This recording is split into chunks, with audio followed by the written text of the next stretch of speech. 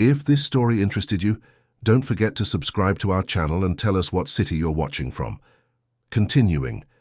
The morning sun bathed the imposing mansion in Kensington Gardens, one of London's most exclusive neighbourhoods. George Anderson observed the portrait of his late wife, Florence, which rested on the mahogany desk. The longing was still a constant weight, even 2 years after her passing. At 45, owner of one of the country's largest construction companies, George had partially rebuilt his life alongside Patricia Miller, a stunning 35-year-old woman he had met at a charity event. The marriage, celebrated just 8 months prior, seemed perfect in the eyes of London's high society. Patricia displayed the 7-year-old twins, Peter and Mary, like trophies at social events, always impeccably dressed and well-behaved.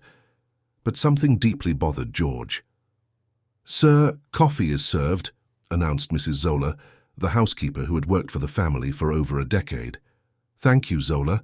Have the children come down yet?" "No, sir. Mrs. Patricia said they are grounded this morning. It seems they broke a vase in their room." George frowned. It was the 3rd time that week the children were grounded for seemingly trivial reasons. Florence had never been strict with her children. On the contrary, the house had always been full of laughter and mischief. Since the new marriage, however, a disturbing silence hung over the mansion's corridors. Upon descending for coffee, George found Patricia leafing through a fashion magazine, completely absorbed. Her long black hair cascaded over her shoulders, covered by an Italian silk blouse. "Good morning. Aren't the children having breakfast?" "Good morning, darling. No.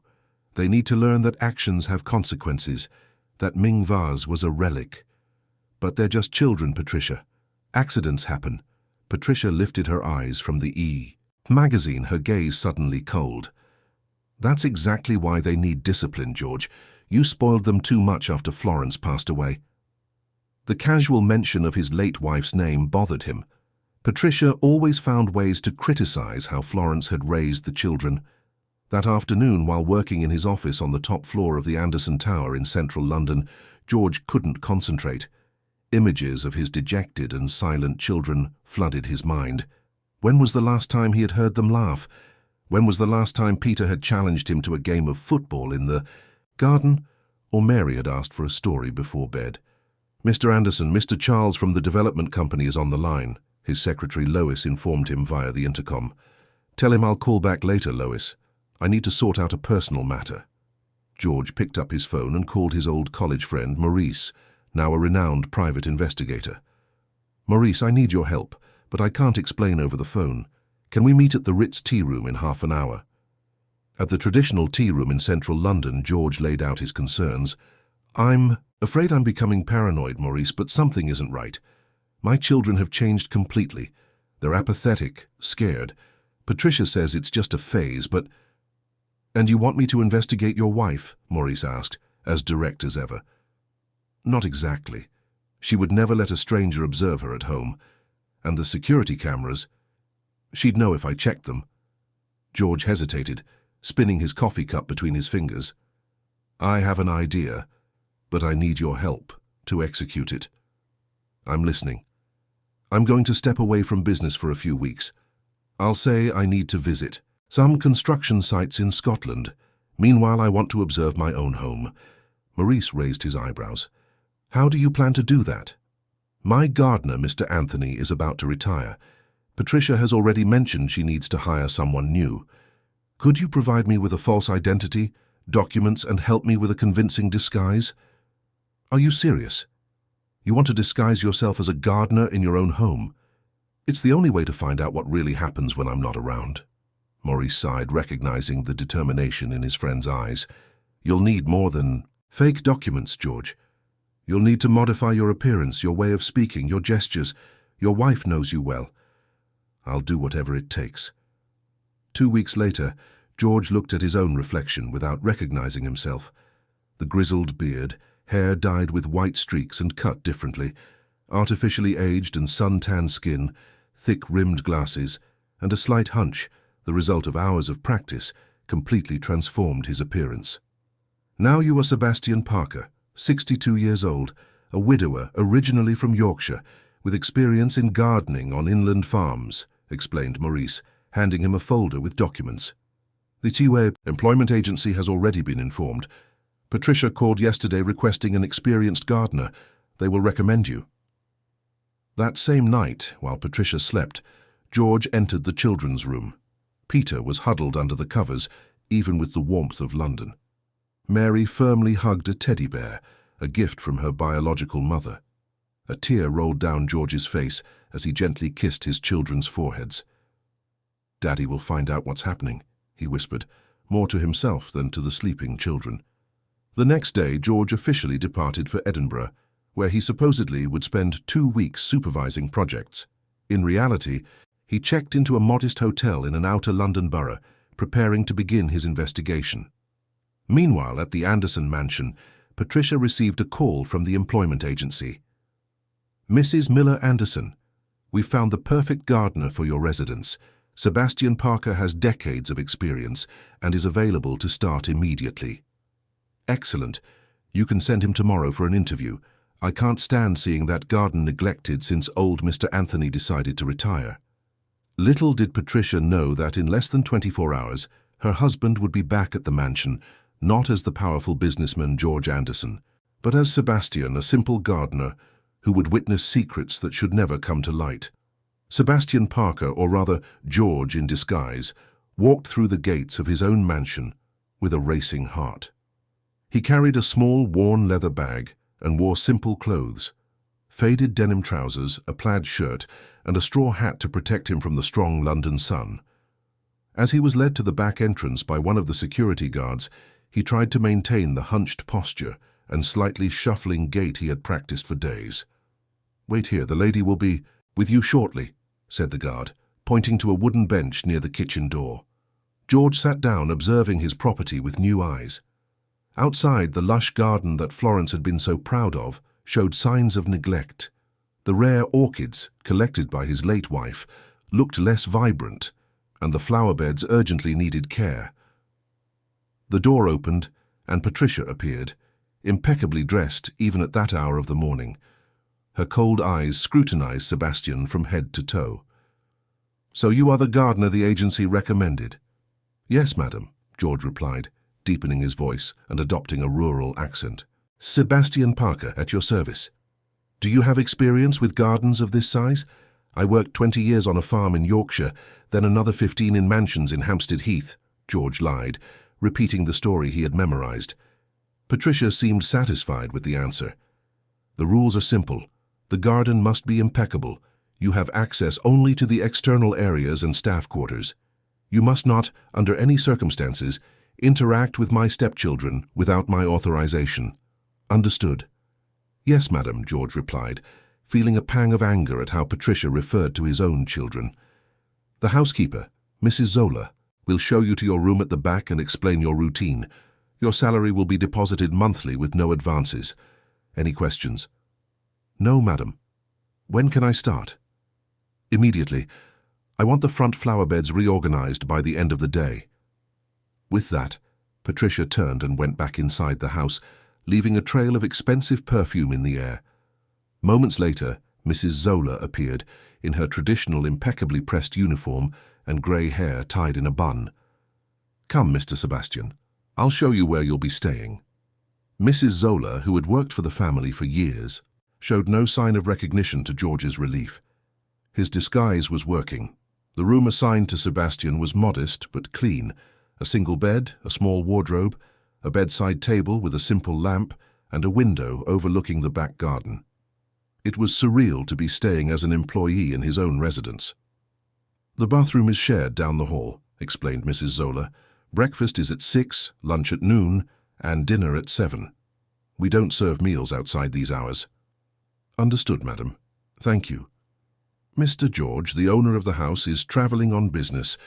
When he is here, the lady likes the garden to be especially beautiful for social events." George nodded, noticing a certain tension in the housekeeper's voice when mentioning social events. After leaving his small luggage in the room, Sebastian headed to the tool shed. As he organized the material he would use, he saw the children for the first time since he had assumed the disguise. Peter and Mary were sitting on a bench near the gazebo, both downcast, listlessly flipping through books. They wore formal clothes, unsuitable for the heat and for children's play. Sebastian approached, pretending to clear dry leaves near the bench. "Good morning, children," he greeted in a gentle tone. Peter looked up, suspicious. "Good morning," he replied shyly. "Are you the new gardener?" "Yes, Sebastian Parker, at your service." Mary, always the more talkative of the two, remained silent, just watching with sad eyes. George felt a tightening in his chest as he noticed the change in his daughter's behavior. "Do you like plants?" Sebastian asked, trying to establish a connection. Peter shrugged. "Mommy doesn't let us touch the garden. She says we'll get our clothes dirty." "I see. Well, if you ever want to learn about flowers, I can show you a few things. With your stepmother's permission, of course." At that moment, Patricia's voice cut through the air like a knife. "Peter! Mary! Time for piano lesson!" The children stood up instantly, like little soldiers in formation. George noticed how mechanical their movements were, as if they were operating under constant tension. "We're coming, Mom," Peter replied, his voice almost inaudible. As they walked away, Mary dropped a small notebook. Sebastian quickly picked it up and called out to the girl, but she had already entered the house. Upon opening the notebook to check for any identification, George was stunned. What he saw were drawings.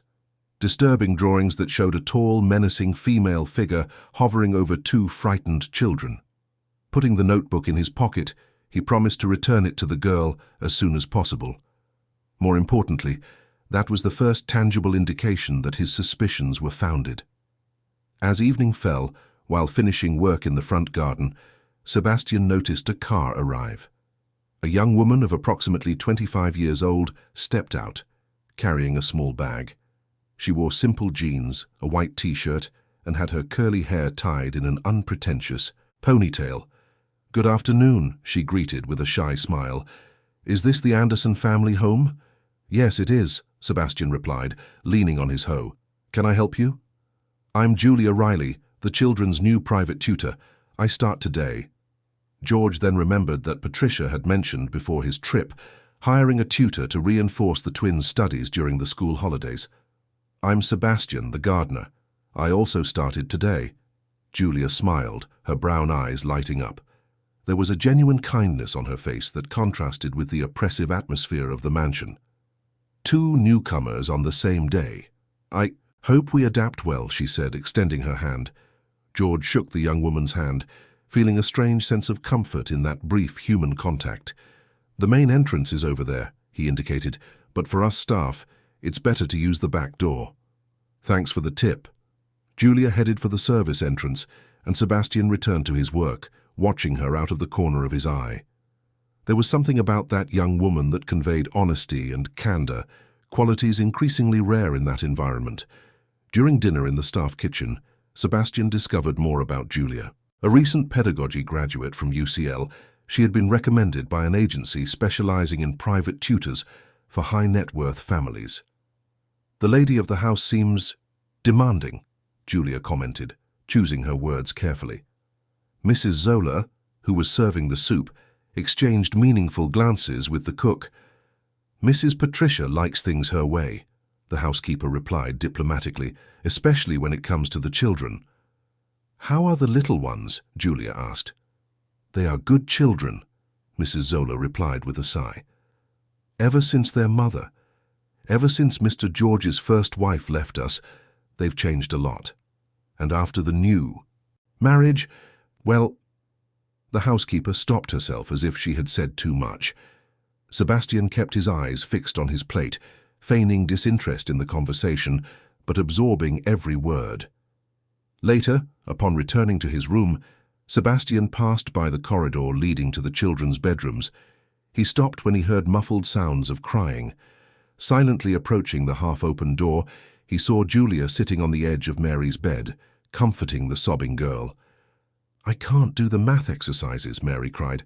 "Mommy will be angry with me again." "Don't worry," Julia whispered, stroking the child's hair. "We'll practice together. First thing tomorrow morning before your stepmother wakes up. It will be our secret, okay?"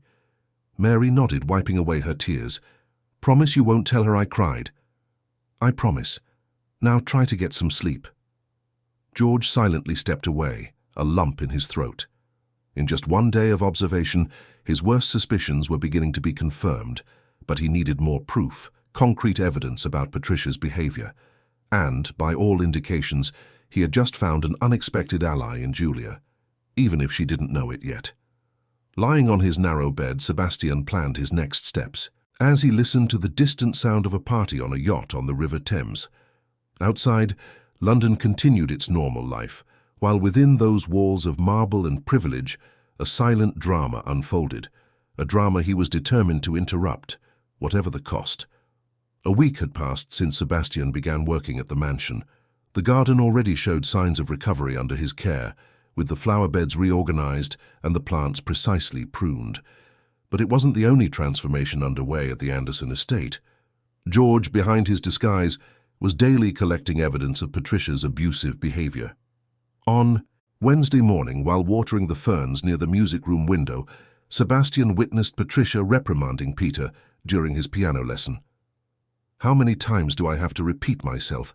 Chopin isn't played like that." Patricia's voice was controlled but sharp as glass. "Your father invested a fortune in this German piano, and you dishonor it with this mediocre interpretation." Peter, just 7 years old, fought back tears as his small fingers trembled over the keys. "Sorry, Mom, I'll try again." "Don't call me Mom when you disappoint me like this." Patricia adjusted her pearl necklace. "Your biological mother may have accepted mediocrity, but I don't." Sebastian squeezed the handle of the watering can so hard that his knuckles turned white. The disrespectful mention of Florence was a cruel provocation, especially in the child's presence. That afternoon, while working near Julia's room, the private tutor approached carrying children's books. "The orchids are beautiful, Mr. Sebastian," she commented, stopping to admire the newly revitalized flowers. "You have a gift." "Thank you, miss. One needs to understand what each plant needs," he replied, maintaining his rural accent. "Some need sun, others shade. Some more water, others less." "Like children," Julia observed with a sigh. "Each one has their needs." George recognized the cue for a deeper conversation. "The little ones seem sad," he ventured. Julia looked around, making sure they were alone. "It's not just sadness, it's fear," she whispered. "Peter had an accident yesterday. He wet the bed during the night. Mrs. Patricia made him clean everything by himself and go without breakfast. He's 7 years old, for goodness sake." Sebastian felt his stomach churn at the information. "And the master? Their father doesn't do anything. He's traveling, it seems, but honestly, I don't know if it would make a difference. She's convincing when she wants to be, from what Mrs. Zola told me. In front of him, she's the perfect stepmother." George felt guilt gnawing at him from within. How could he have been so blind? "A child shouldn't live in fear," Sebastian murmured, more to himself than to Julia. "I completely agree." Julia hugged the books to her chest. "That's why I'm trying to create moments of joy in our lessons. Little escapes, but it's difficult when they are constantly under surveillance." "You seem like a good person, Miss Julia." She smiled sadly. "I just do what anyone would do, or should do." When Julia walked away, Sebastian returned to his room and retrieved a small recorder that Maurice had provided him from under the mattress. He needed to document Patricia's behavior more concretely. The next day, during the staff breakfast, Mrs. Zola entered the kitchen visibly agitated. "The lady is planning a dinner for this Saturday. She wants the garden impeccable, Mr. Sebastian, and you, Julia, will present the children's progress in their studies." Julia paled. "But it's only 2 weeks of lessons. It's not enough time to—" "She doesn't want to hear that," Mrs. Zola interrupted. "She wants to display the children like trophies to her high society friends." Sebastian saw an opportunity in that dinner. With the house full of guests, it would be easier to strategically place recorders and collect evidence of Patricia's true character. That same afternoon, Sebastian found Mary hidden behind a tree in the garden, clutching her drawing notebook. Her eyes were red from crying. "What happened, little one?" he asked gently, crouching beside her. Mary hesitated, but something in the old gardener's kindness made her trust him. She tore up my drawing. The girl's voice was just a whisper. It was a portrait of my real mother. I drew it from memory. George felt a pang in his chest. Mary was barely 5 when Florence passed away. Her memories were already fading. Why did she do that? She said I was living in the past, that now she is my mother and that— Mary swallowed hard. That if I keep drawing Mommy Florence, she'll throw away all my photos of her. Sebastian fought the urge to reveal his identity at that moment and put an end to the situation. Instead, he took a small card with a photo folded in half from his pocket. I have something for you, but it's our secret, right? Mary nodded, curious. Sebastian unfolded the paper, revealing a small photo of Florence that he carried with him. Once I saw this lady in a magazine. She looked a lot like you. I thought you might like to have it for your drawings. Mary's eyes lit up as she recognized her mother. Mommy, she exclaimed softly, taking the photo with reverence. Thank you, Mr. Sebastian. Keep it well hidden. And remember, it's our secret. Mary impulsively hugged the gardener before running back to the house, hiding the photo inside the notebook. That small interaction renewed George's determination. He couldn't delay any longer. On Saturday, during dinner, he would put his plan into action. On Friday, the eve of the event, Sebastian was called to Patricia's office to discuss the floral arrangements. Upon entering the room, he found her on the phone, speaking in a conspiratorial tone. Yes, Caroline, everything is planned. George will extend his trip for 2 more weeks. The divorce will be announced when he returns. Patricia laughed coldly. Of course, I'll get custody of the children. They are my ticket to the Anderson fortune. The will is clear. If he wants to maintain control of his father's businesses, he needs to ensure the heirs remain under the family name. Sebastian froze at the door, absorbing the meaning of those words. Patricia was not only mistreating his children, she was conspiring to gain custody of them in a planned divorce, using them as instruments to access the family fortune. I need to hang up, Caroline. The gardener is here. Patricia hung up the phone and turned to Sebastian with an artificial smile. Come in, Sebastian. We need to discuss tomorrow's arrangements. For the next 20 minutes, George had to endure detailed instructions about the flowers while his blood boiled. Now he understood the true extent of Patricia's manipulation. It wasn't just gratuitous cruelty, it was a calculated plan. Upon leaving the office, he almost collided with Julia in the hallway. She was carrying a tray with tea and biscuits, probably for the children. Are you all right, Mr. Sebastian? You look pale. I heard things. Bad things in the mistress's office, he whispered, pulling her into a discreet corner. She's planning something against the children, against their father. Julia frowned, placing the tray on a side table. What exactly did you hear? Sebastian hesitated. He couldn't reveal everything without compromising his secret identity. She wants custody of them, not for love, but for money. Julia's eyes widened. That would explain a lot. Last night, I found Mary crying because her stepmother forced her to record a video saying how much she loves her new mommy. It was disturbing. We need to protect them, Sebastian stated with conviction. We? What can we do? We're just staff. Perhaps more than that. Sebastian looked intensely into her eyes. You care about those children. So do I. That's a start. Julia studied the old gardener's face, as if trying to decipher something. There's something different about you, Mr. Sebastian. I can't explain it, but I feel like I can trust you. And you can, he assured her. Tomorrow, during dinner, I'll need your help. I'm going to place small recorders around the house. If Mrs. Patricia shows her true face in front of the guests, that's risky. We could lose our jobs. Some things are more important than jobs, don't you think? Julia hesitated only for a moment before nodding. The children deserve protection. Count me in. When Julia walked away, Sebastian felt, for the first time in weeks, a glimmer of hope. He was no longer alone in that mission.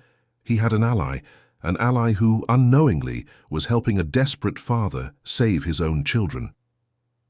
That night, While planning every detail for the next day, Sebastian observed the illuminated mansion from the garden. Behind the silk curtains and imposing walls of his own home, his children were living a daily nightmare. The thought was unbearable. Tomorrow, he promised himself, looking at the moon shining over the River Thames, tomorrow all this ends. What he didn't know was that fate was preparing even more dramatic twists than he could imagine. Saturday dawned with a typical London sky, a deep, cloudless blue foreshadowing a hot day. Sebastian was up before sunrise, preparing the final details for that night's dinner. As he arranged the flower beds that would adorn the entrance, he saw Julia discreetly leaving through the back door, carrying a small bag. "Good morning, Mr. Sebastian," she greeted him with a tense smile. "I'm going to the bookstore to get some materials for the children's presentation. Mrs. Patricia wants them to recite poems in French for the guests." "French? They're barely 7, Sebastian commented, indignant. "Exactly. That's why I need cue cards. I can't let them be humiliated in front of everyone." Julia's genuine concern for the children's well-being touched George deeply. "You have a good heart, Miss Julia. The children are lucky to have you." A slight blush colored the young teacher's cheeks. "I'll be back in an hour before she wakes up," she said, hurrying along the stone path that led to the side gate. Sebastian continued his work, strategically positioning potted plants that would hide the small recorders. Maurice had provided him with 5 lighter-sized devices, practically imperceptible when well camouflaged. Around 10 in the morning, while adjusting the roses on the terrace, Sebastian saw Patricia leading the children to the main hall. Both wore formal clothes, Peter in a miniature navy suit, and Mary in a white lace dress that seemed uncomfortable for a child her age. "Straighten your back, Mary. Peter, stop fiddling with your tie." Patricia's voice echoed through the open French doors. "You have to be perfect tonight. Some guests are high court judges. We need them to see how well raised you are." "Yes, Mother," they replied in unison, with monotonous voices. "And remember, any mistake in the poems, any blunder during dinner, and there will be no zoo trip next weekend. Are we understood?" The children nodded in silence. When Patricia turned to check the table decorations, Sebastian saw Peter furtively wipe a tear with his jacket sleeve. At noon, Julia returned, visibly agitated.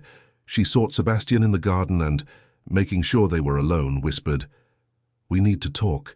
I found out something terrible." "What is it?" "At the bookstore, I ran into an acquaintance who works at the law firm representing the Anderson family. She told me that Mrs. Patricia consulted a child custody specialist lawyer 2 weeks ago, alleging neglect on Mr. George's part." Sebastian paled. "What kind of neglect?"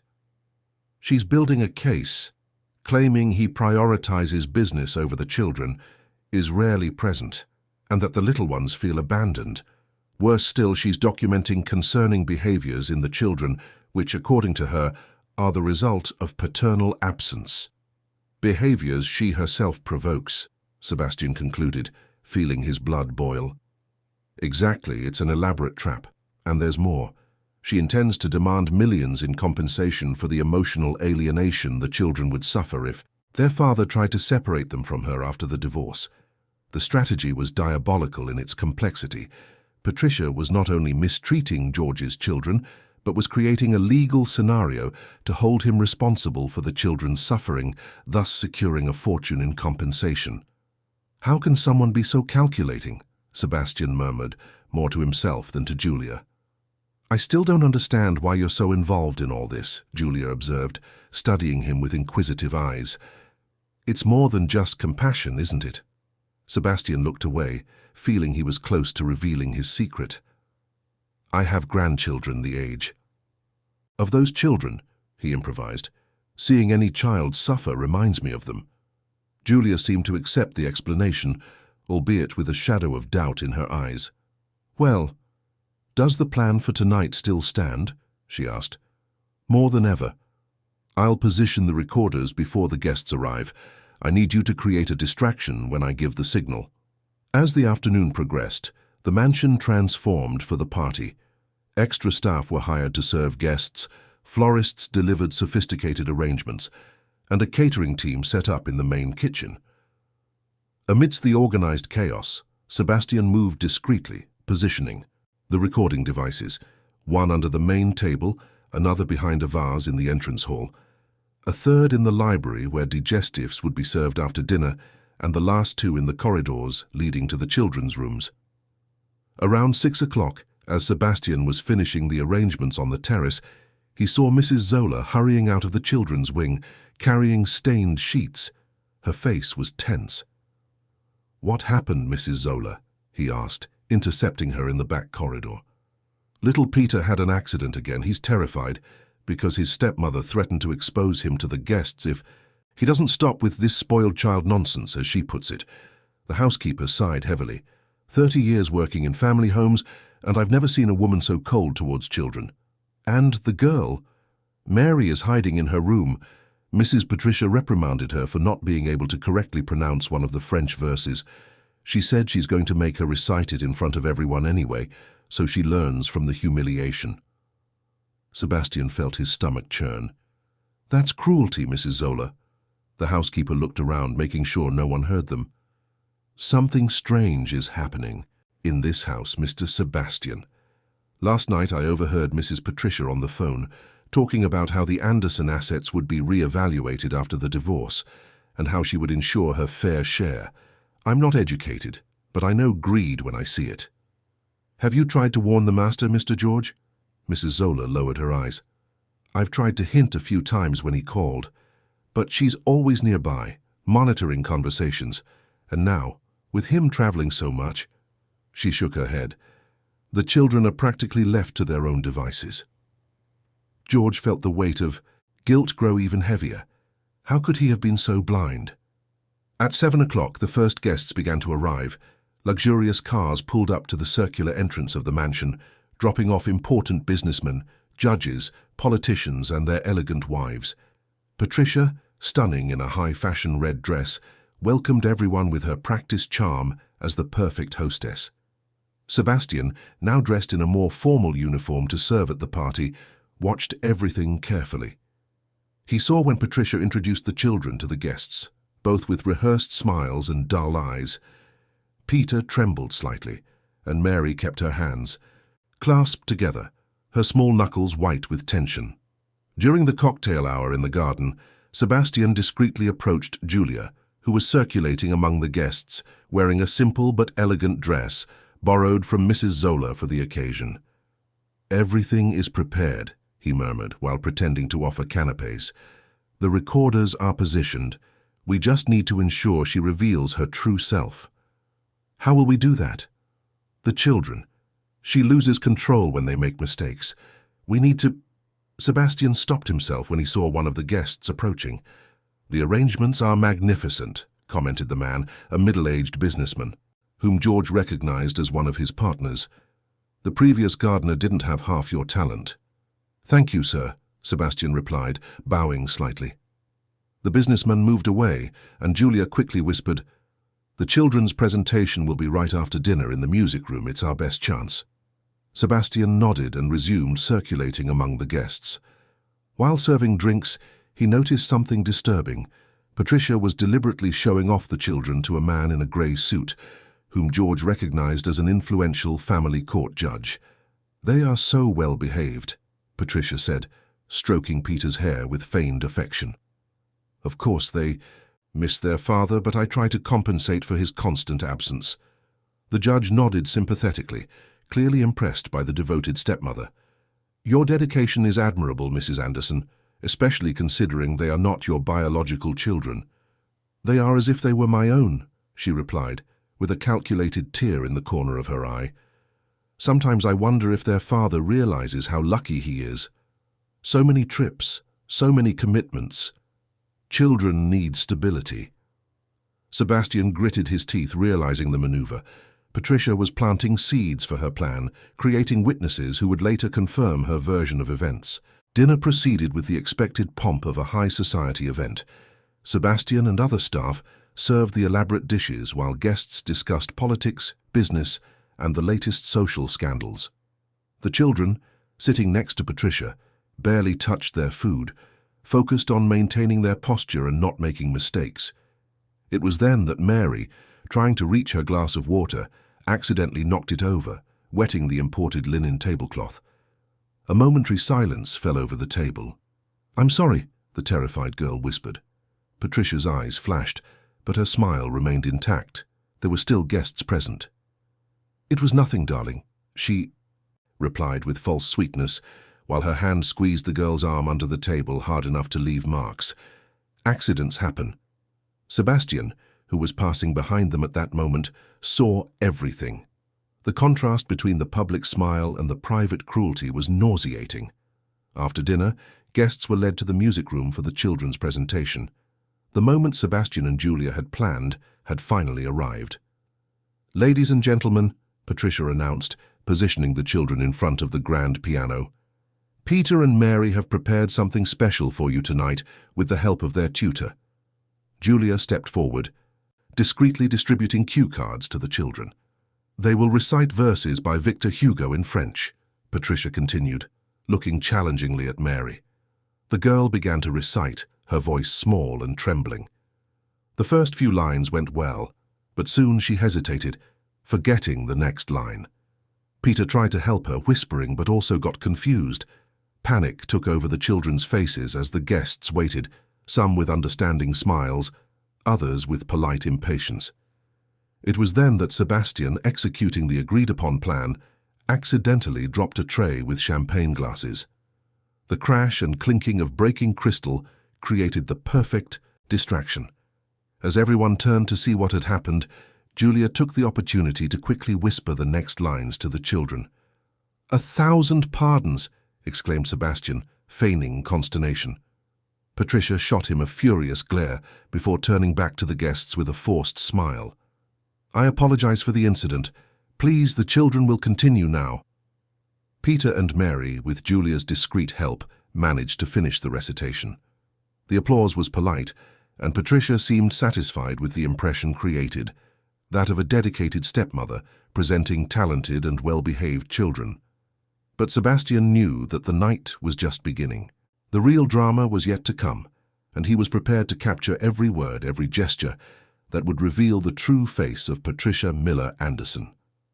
As the night progressed, guests dispersed across the terrace and through the mansion's halls. The atmosphere was one of relaxation after the formal dinner, with groups chatting animatedly while waiters circulated, offering digestives and coffee. Sebastian moved discreetly among them, checking if the recorders remained correctly positioned. His eyes constantly sought the children, who had disappeared after the presentation. Worried, he headed to the corridor leading to the bedrooms, where he found Julia standing at Mary's bedroom door. "She locked them in here," the teacher whispered, indignant. "She said they had played their part and now shouldn't bother the adults." Sebastian approached the door and heard muffled sobs coming from inside. "Can you open it?" "I already tried. The key isn't in the lock." At that moment they heard the sound of heels approaching down the corridor. Julia quickly stepped away, pretending to adjust a painting on the wall, while Sebastian crouched down, intending to examine the baseboard. Patricia appeared, accompanied by 2 elegant women. "And here are the children's rooms," she explained, as if conducting a museum tour. "I maintain a strict routine for them. Structure is fundamental in their father's absence." "You are so dedicated, Patricia," commented one of the women, a socialite known for her charity work. "Raising children who are not your own with so much love, it's admirable." "I do my best. Sometimes I wonder if George values my efforts." Patricia sighed theatrically. "You can't imagine how difficult it is to balance discipline and affection when you're a stepmother. Any mistake and malicious comments quickly arise." Sebastian exchanged a meaningful look with Julia. Patricia's performance was impeccable, carefully constructing her image as a misunderstood victim. The women continued down the corridor, and Julia approached Sebastian again. "We can't leave them locked in," she whispered. "Go distract the guests. Say you'll show them the educational materials you use with the children or something. I'll take care of this." Julia nodded and walked away, while Sebastian took a small tool case from his pocket that he always carried for his garden work. With surprising skill for a supposed elderly man, he forced the lock until he heard a soft click. Upon opening the door, he found Peter and Mary, sitting on the bed hugging each other. The boy was trying to comfort his sister, who was still sobbing. "Mr. Sebastian!" exclaimed Peter, surprised. "I came to see how you are," he replied, entering and closing the door behind him. "What happened?" "Mommy Patricia said we embarrassed her," Peter explained, with the forced maturity of a child who had grown up too fast. "She said we're going to be punished when the guests leave." "What kind of punishment?" Sebastian asked, feeling his heart clench. "The day after punishment, we always pretend nothing happened," Peter replied, looking away. "It's the rule." The boy's silence spoke more than 1,000 words. George felt a wave of fury course through his body. He needed all his willpower to remain calm and not abandon his disguise at that instant. "Listen," he said, crouching down to the children's height. "No one is going to punish you today, I promise." "But how?" Mary asked, wiping away her tears. "She always keeps her promises." "Trust me. Tonight will be different." Sebastian took a handkerchief from his pocket and wiped the girl's tears. "Now, I want you to stay quiet in here. I'll leave the door unlocked, but don't come out until either I or Miss Julia come back to get you, understood?" The children nodded, looking at him with a mixture of hope and distrust. They had been betrayed by adults so many times that they no longer knew whom to trust. "Mr. Sebastian," Peter called out as the gardener was leaving, "will Daddy be back from his trip soon?" The question hit George like a punch to the gut. The longing in his son's eyes was palpable. "Sooner than you imagine," he assured them, his voice choked. Upon returning to the main hall, Sebastian saw that the party was reaching its peak. Patricia circulated among the guests, radiant and charming, clearly in her element. Several influential businessmen surrounded her, enchanted by her beauty and intelligence. "Your wife is extraordinary," one of them commented to Robert, one of the directors of George's company, who had been invited to represent the absent husband. "George is a lucky man." "Certainly," Robert replied, without much enthusiasm. He had worked with George for years, and although he had never openly expressed it, had never hidden his disapproval of his friend's new marriage. Sebastian strategically positioned himself near Patricia while serving drinks. It was then that he noticed Julia talking to some female guests, showing them photos on her phone. The young teacher was creating the perfect distraction, talking about educational methods and the children's progress.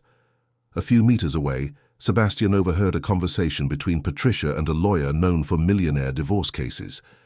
"Everything is proceeding as we discussed," the man said in a low voice. "The documents will be presented as soon as he returns from his trip. With the witnesses we have and the evidence of paternal neglect, custody will be practically guaranteed." "And the alimony?" Patricia questioned, taking a sip of champagne. "Considering his assets, it will be substantial.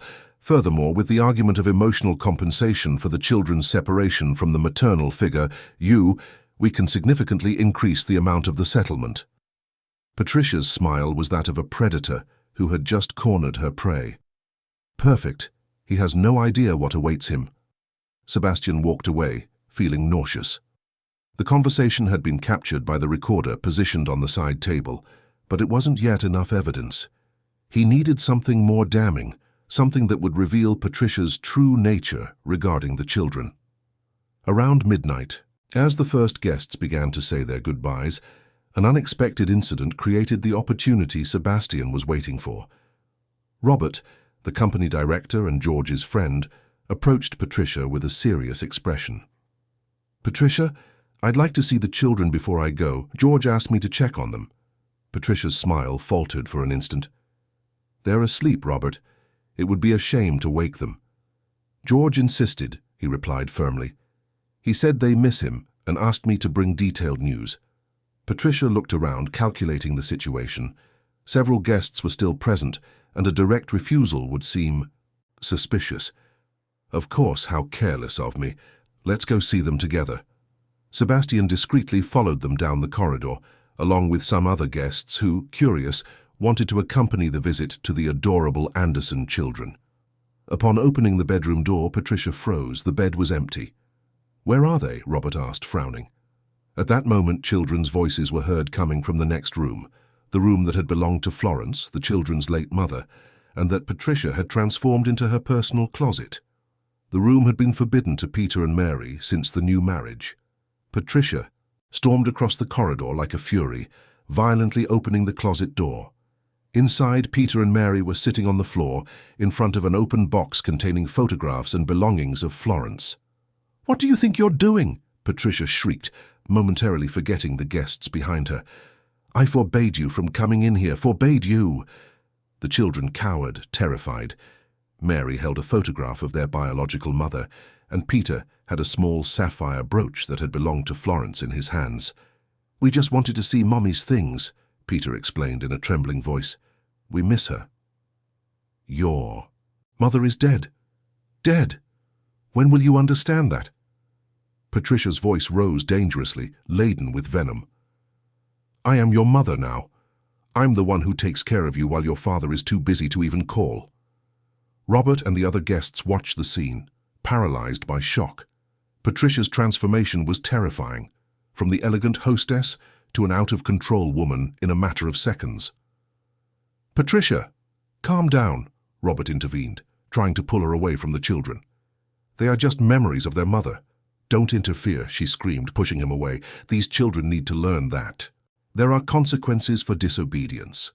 When Patricia advanced towards Mary, raising her hand with clear intent to strike her, Julia suddenly appeared, placing herself between the woman and the child.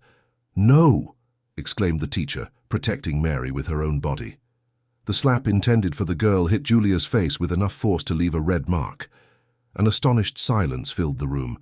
The shocked guests witnessed the scene, unable to believe what they were seeing. "How dare you?"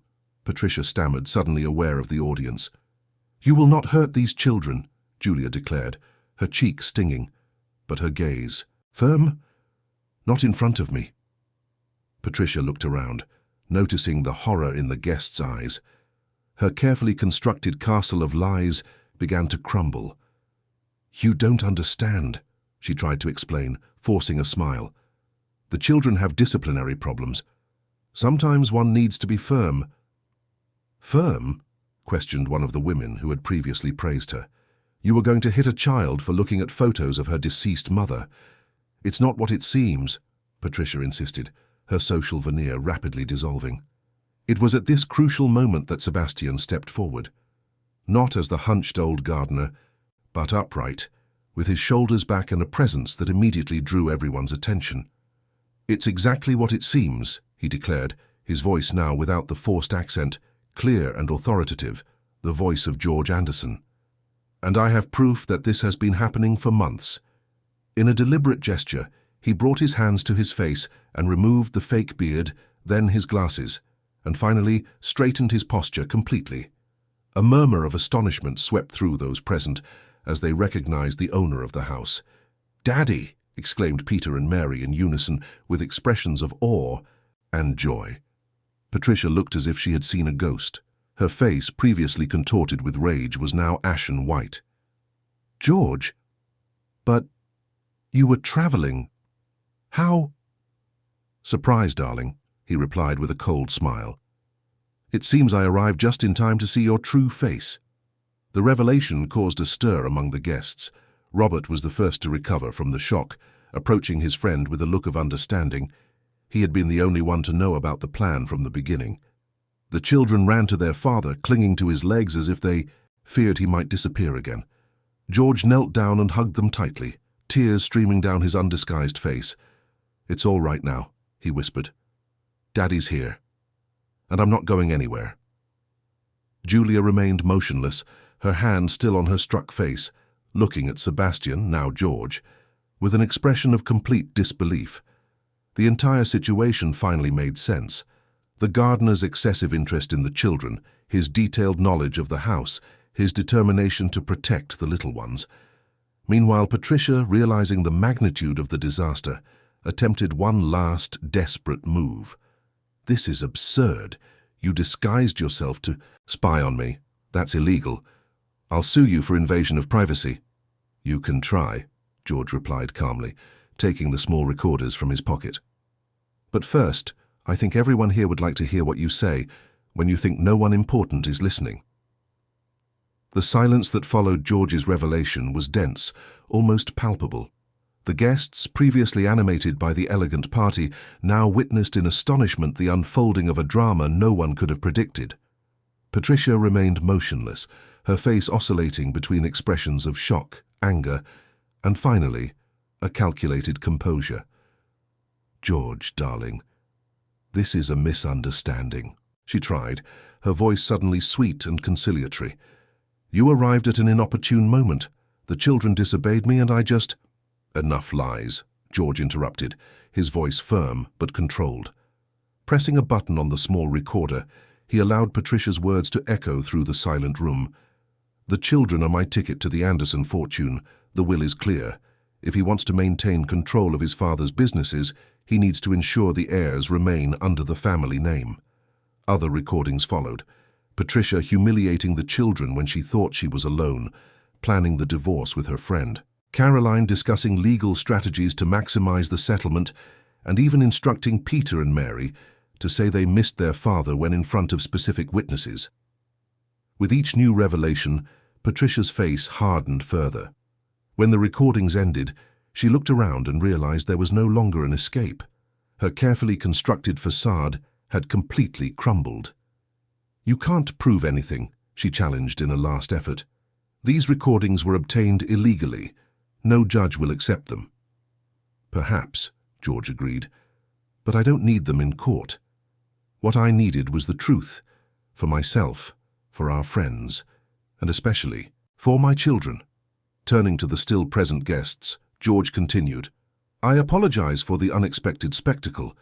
As you can see, there are family matters that need to be resolved. I thank everyone for their presence, but the party is over." Robert, a long-time friend, took the initiative to escort the guests out, while Mrs. Zola discreetly assisted in the process. In a matter of minutes, the mansion emptied, leaving only the family and the closest staff. "You'll regret this," Patricia threatened when they were alone. "No one makes a mockery of me and gets away with it." George looked at the woman he had married just 8 months ago, wondering how he could have been so blind. "Your bags will be ready in an hour," he declared, emotionless. "My lawyer will contact you tomorrow to discuss the terms of the divorce. Until then, I want you out of this house. This is my home too." "Not anymore. And be grateful I'm not pressing charges for child abuse against my children." Patricia cast one last contemptuous glance at the children, who remained clinging to their father. "These brats, you don't know how lucky you are, but don't worry, George. One day, they'll grow up and see the absent father you truly are." With that, she turned and headed to the master bedroom, slamming the door shut. George took a deep breath, feeling the weight of the past weeks partially dissipate. He looked at Peter and Mary, who stared back with still uncertain expressions, as if they feared he might disappear again, or that it was all just a dream. "It's all right now," he assured them, hugging them again. "Daddy is really here." "Aren't you going to travel anymore?" Peter asked, his small voice betraying his fear of abandonment. "Not for a long time, and when I do need to travel, you'll come with me." Mary, always more observant, stared fixedly at her father's face, now without the disguise. "You were Mr. Sebastian all along. Is that why you knew about Mommy's photo?" George smiled, admiring his daughter's perceptiveness. "Yes, little one. It was me trying to find out what was happening when I wasn't home." The girl frowned, processing the information. "But why didn't you just say it was you?" "Because I needed to see how things really were. Sometimes we need to see with our own eyes to believe." It was then that George noticed Julia standing near the door, still stunned by the revelation, the mark of the slap still visible on her face. "Children, why don't you go with Mrs. Zola to eat something in the kitchen? You must be hungry after all this commotion." Mrs. Zola, who was watching the scene with tears in her eyes, nodded and extended her hands to the little ones. "Come, I have chocolate cake waiting for you." When the children left with the housekeeper, George and Julia finally found themselves alone. The silence between them was heavy with unasked questions. "You deceived me," she finally said, her voice low but firm. "Yes," George admitted, without trying to justify himself, "and I'm sorry for it."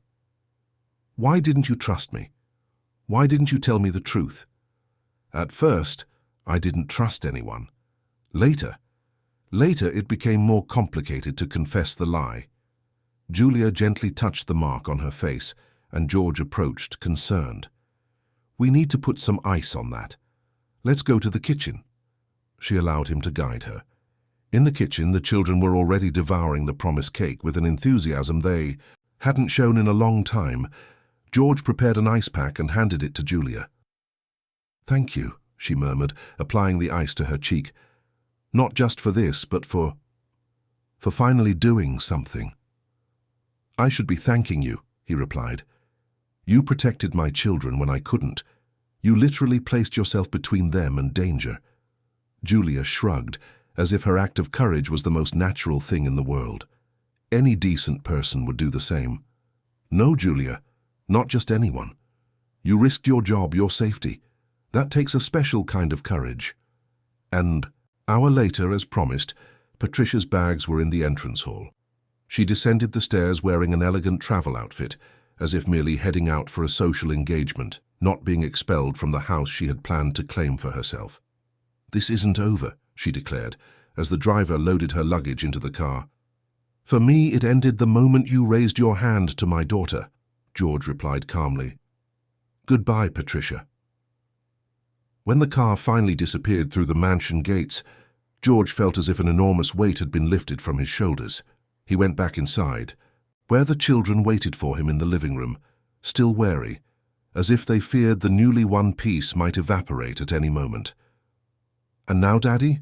Peter asked, ever practical. "Now we're going to rebuild our family," George replied, sitting between the two on the sofa. "It will take time to erase the marks these past months have left, but we will do it together." "Is Miss Julia leaving too?" Mary questioned, worried. George looked at the young woman, who remained discreetly beside Mrs. Zola. "That depends on her. I think after everything that's happened, she has every right to look for a less complicated job." Julia smiled shyly. "Actually, I'm thinking of staying. If you still want me as the children's tutor, of course. After what you did today, Julia, you have a place in this house for as long as you wish." In the days that followed, the Anderson mansion gradually transformed. The heavy curtains Patricia had preferred were replaced by lighter ones, allowing the natural London light to flood the rooms. Toys once again occupied the previously impeccably organized spaces, and the sound of children's laughter echoed through the corridors again. George reorganized his work schedule, delegating more responsibilities so he could be present in his children's lives. The emotional scars left by Patricia wouldn't disappear overnight. Peter still had occasional nightmares, and Mary sometimes flinched when an adult made a sudden movement. But with patience and much love, the family began to heal. Julia became a constant and comforting presence. Her teaching method, which prioritized curiosity and creativity over disciplinary rigidity, helped the children rediscover the joy of learning. George often found her in the garden with the little ones, reading stories in the shade of the trees that Sebastian had cared for so meticulously.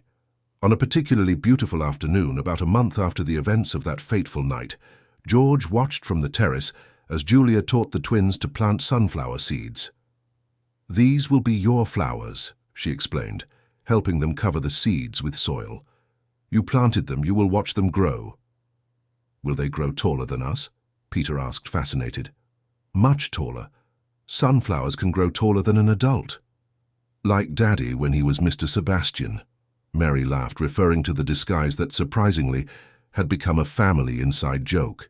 Julia also laughed, looking up and meeting George's gaze. Something silent and meaningful passed between them, a mutual understanding, an unstated promise.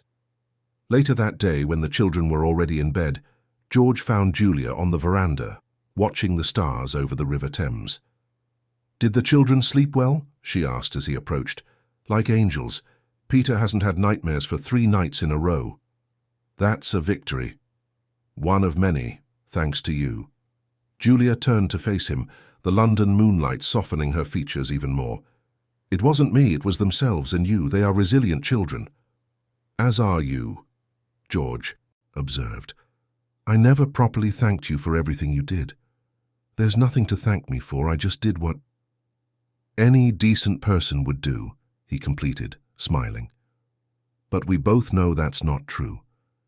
You risked everything for 2 children you barely knew." Julia lowered her gaze, suddenly shy. I like them, they're special. As are you. The silence that followed was charged with possibilities. George knew it was too soon. The wounds of the failed marriage were still fresh, and the children needed stability, not more changes. But there was something undeniable growing between him and the young teacher, something born on the improbable ground of shared suffering and courage. Do you know what sunflowers do? Julia asked, breaking the silence. Besides growing taller than an adult, he joked. They follow the sun, she explained. Throughout the entire day they turn to track its path across the sky. It's called heliotropism, as if they instinctively know where to find the light. Exactly. George understood the implicit metaphor. After a period of darkness, his family was slowly turning towards the light again. The sunflowers we planted today, Julia continued, will blossom in a few weeks. But the seeds that truly matter, trust, security, love, those will take longer. Time we have, George assured her, and patience too. Good gardeners always do, she replied with a smile. A few months later, when the London summer reached its peak, the sunflowers in the Anderson garden bloomed majestically, just as the friendship between George and Julia gradually blossomed into something deeper. There was no rush. Both knew that the most valuable things grow at their own pace. Peter and Mary, free from the shadow of fear, returned to being children, mischievous, curious, occasionally disobedient, but always unconditionally loved. The mansion, once a stage for manipulations and disguised cruelty, transformed into what it should always have been, a home. One Sunday afternoon, as the family and Julia had lunch in the garden, surrounded by the now fully bloomed sunflowers, Mary asked the question that had long been in the air. Miss Julia, do you like my father? Julia choked on her juice, while George tried to hide a smile. What makes you think that, Mary? She asked, blushing intensely. It's just that you look at him the same way sunflowers look at the sun, the girl explained, with the simple, direct wisdom of children. Peter, ever practical, added, and Daddy looks at you like that too, we noticed. Didn't we, Dad? George, surprised by his children's perceptiveness, met Julia's gaze across the table. There was no longer any need for disguises or secrets, not in that family rebuilt on foundations of truth and trust. Yes, he finally admitted, that's exactly how I look at her. Julia smiled, no longer trying to hide what was becoming increasingly evident. Like the sunflowers around them, some feelings naturally turn towards the light, even after periods of shadow. And so, in that reborn garden in the heights of London, a new family began to blossom, not defined by blood ties or legal documents, but by a daily commitment to truth, respect, and genuine love. An imperfect family, constantly growing, instinctively turning towards the light, even when, especially when, the sun seemed too distant. Dear listeners, we hope the story of George, Julia, Peter, and Mary has touched your hearts. To continue experiencing emotions like this, we have a special playlist with other incredible stories of new beginnings and second chances. Find it by clicking here. If you were moved by this journey of love, courage, and family protection, don't forget to subscribe to the channel and leave your like. Every day we bring unique stories that explore the complexity of human relationships and the capacity for reconstruction after difficult times. Who knows what the next story will be that makes your heart beat faster? We await you in the comments to share your impressions of this family that, like the sunflowers, knew how to turn towards the light even in the darkest moments.